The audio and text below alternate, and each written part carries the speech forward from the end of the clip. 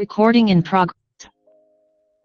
Oke, halo semuanya. Jadi di kesempatan ini saya akan menjelaskan mengenai hasil proyek data science yang telah saya buat, terutama mengenai topik clustering. Nah, jadi clustering itu apa? Clustering itu merupakan sebuah proses di mana data-data atau sekumpulan data itu dikelompokkan berdasarkan suatu karakteristik tertentu. Dan hal ini dilakukan untuk melihat pola-pola dari data tersebut. Dan setelah melihat pola itu, maka bisa ditarik sebuah kesimpulan atau eh, bahkan untuk suatu keputusan dan bahkan untuk memprediksi sesuatu. Nah, sebenarnya ada banyak caranya. Ada Cummings clustering, ada hierarchical clustering, ada dibiaskan, dan banyak eh, cara-cara lainnya. Tapi di sini saya hanya menggunakan Cummings clustering. Nah, Cummings clustering itu sendiri merupakan proses pengelompokan atau clustering yang sangat sederhana dan bisa bilang straightforward gitu.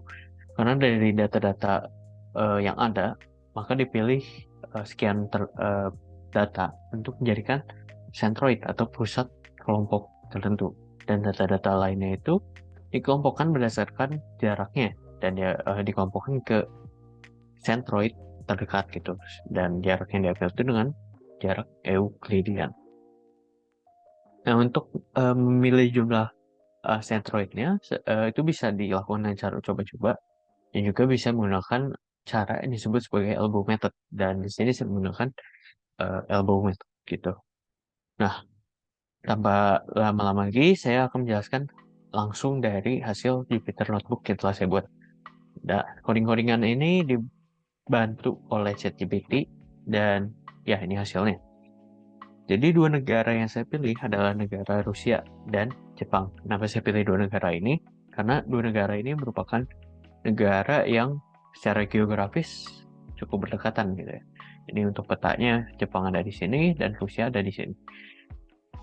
Dan selain itu populasi untuk kedua negara ini bisa dikatakan mirip juga.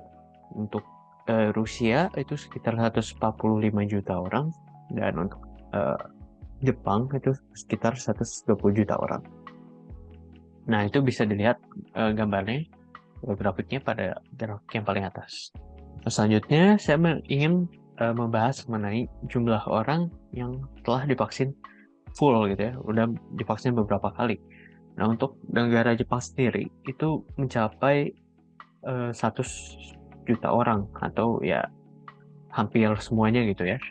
Sedangkan untuk negara Rusia itu hanya eh, 70 juta orang dan baru-baru ini baru mulai mendekati angka 80 juta orang. Nah, jika dibandingkan dengan Jepang, angka ini sangat jauh gitu ya. Nah, selanjutnya saya juga mengangkat mengenai jumlah kematian di negara Jepang dan Rusia. Nah, di Rusia itu kematiannya jauh lebih tinggi dibandingkan Jepang, bahkan hampir 5 kali lipat dibandingkan di Jepang. Di Rusia sendiri itu eh, lebih dari 300.000 orang dan Jepang bahkan tidak mendekati 50.000 orang gitu yang mati.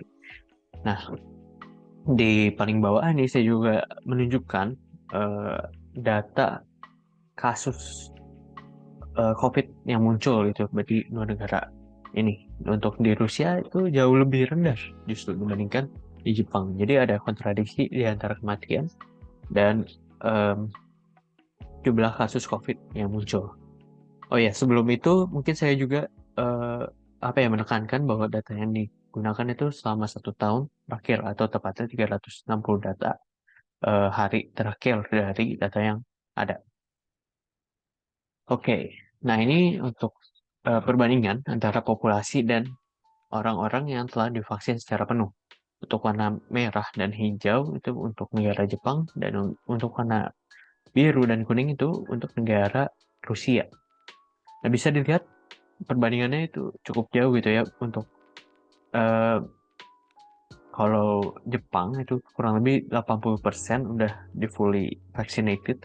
Sedangkan kalau Rusia sendiri bahkan hanya mencapai 50% gitu. Oke. Nah, selanjutnya saya juga memberikan grafik mengenai rasio kematian antara Rusia dan Jepang.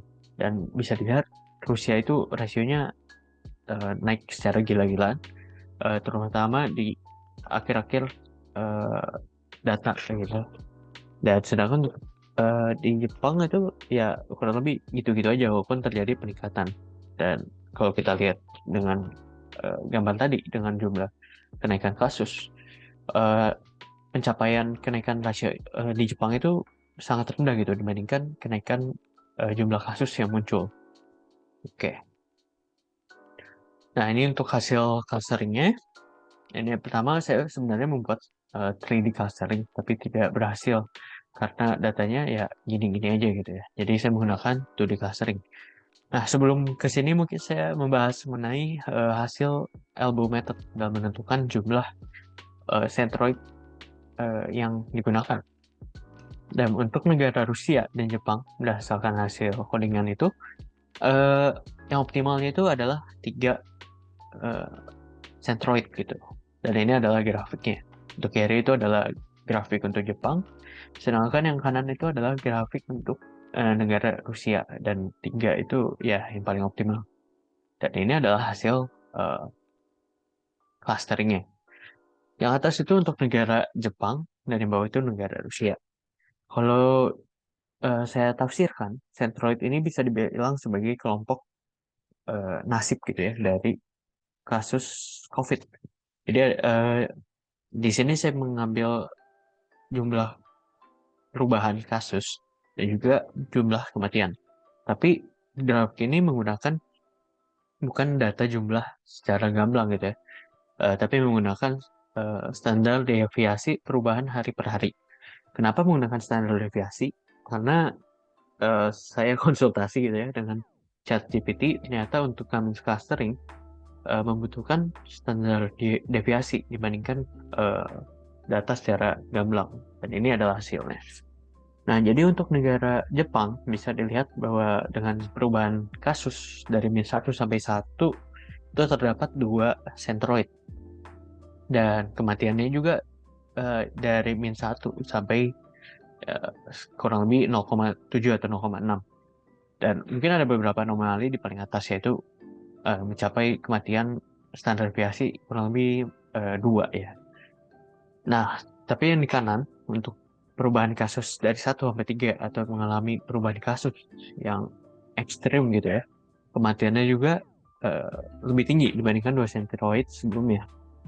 Yaitu dari kurang lebih 0,6 atau 0,7 hingga 2 gitu. Nah, dari ketiga centroid ini kita bisa lihat bahwa kematian dan kasus di negara Jepang ini cukup straightforward gitu ya. Semakin tinggi kasusnya maka semakin tinggi juga kematiannya.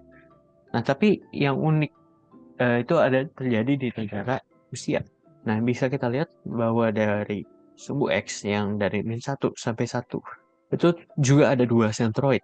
Tapi centroid ini terpisah cukup jauh gitu ya. Ada yang paling atas yaitu 1 hingga 0,5. Sedangkan yang bawah atau yang warna ungu itu eh, di bawah 0 semuanya. Dan untuk centroid yang kanan itu perubahan kasus ekstrim, dan di mana negara Rusia itu perubahannya sedikit gitu yang ekstrim, kematiannya juga ya dari 0 hingga 0,5 gitu ya kurang lebih.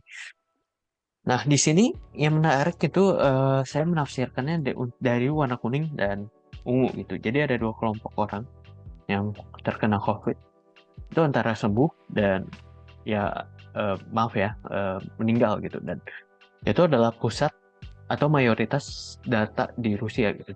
Dan kalau saya kaitkan dengan jumlah yang divaksinasi, ya mungkin bisa dibilang kematian di Rusia ini uh, berdekatan dengan sistem herd immunity gitu ya. Jadi banyak sekali yang mati atau sembuh gitu, tergantung dari fitnessnya, mungkin umurnya, atau mungkin dari kesehatan saat dia mengalami COVID gitu. Nah, tapi kalau di Jepang itu lebih straightforward gitu. Jadi dengan keberadaan vaksin ini bisa dikatakan mencegah adanya mati atau tidaknya saat terkena new COVID. Mungkin itu kesimpulan yang bisa saya ambil dari hasil clustering ini. Sekian presentasinya. Terima kasih.